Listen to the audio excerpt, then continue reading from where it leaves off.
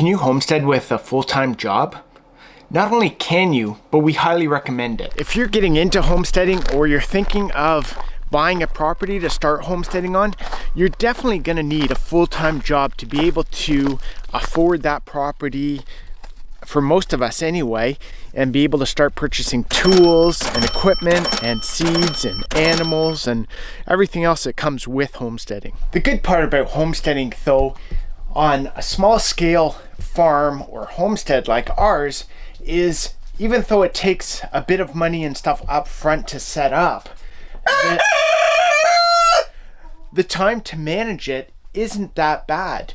When talking to most homesteaders, they spend probably maximum about 2 hours a day, whereas a lot of homesteaders will spend maybe an hour a day doing stuff, looking after their animals, getting chores done, that kind of thing.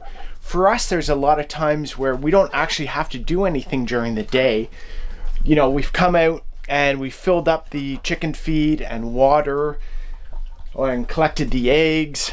So maybe the next day, all we have to do is come out and collect the eggs because they still have feed, they still have water. So that makes it a 5-minute job to do the chickens one day. Whereas, say the next day, it might take 15 minutes.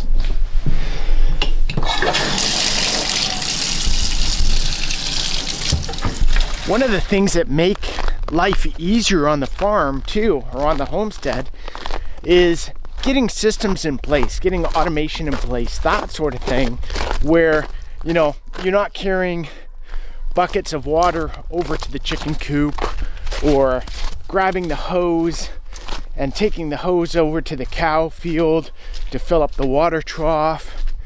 The more systems you have in place where things are automated or easier, the less time you're going to spend doing those chores. If you have a job that allows you to work from home, that also makes life a lot easier as well. You don't have to deal with the commuting times. In your lunch hour, you can also go out and say collect the eggs. It makes life a lot simpler, but it can still be done if you are not working on the homestead. If you have a job that you have to commute to, then easily after work or before work, you know, you can check on the chicken water, check on the chicken food, make sure that that's topped up. If you have pigs, it's the same thing. Top up their food and water. There's a lot of times, again, where a lot of that work can be done on the weekends. So for us, when we do the cows, for example, usually it's on the weekends where we'll put out a square bale or a round bale. We'll check their water every so often through the week. It makes it easier when you have a free weekend to be able to do those big, longer projects. I didn't bring the wire basket out for the eggs that I usually collect the eggs with. So I'm just throwing them in this white bucket that I brought the water out for the chickens with. So hopefully I make it back to the house in one piece with them. Now, if you have a homestead with dairy cows or goats that you're milking, then it's a bit different. You'll need to milk basically every day, I believe, with most of the animals. So having one person do that, you know, it's nice if you have someone who works part-time or doesn't have a full-time job, but it can still be done. If you're working from home, someone can go out at lunch or wake up a little earlier or that sort of thing. It's not as hard as people make it out to be. What I would suggest you actually do is start writing down how much time you spend doing stuff that you don't need to do. And then you'll be able to start figuring out how much time you can dedicate to your homestead. If you're spending most evenings going out to the bar or sitting watching Netflix or, you know, going over to friends for dinner and that kind of stuff, you'll probably have to cut some of that out, but not all of it, because again, there are days where you won't have to do any work on the homestead. You know, you filled up the water and feed and stuff yesterday. So today you can take a day off.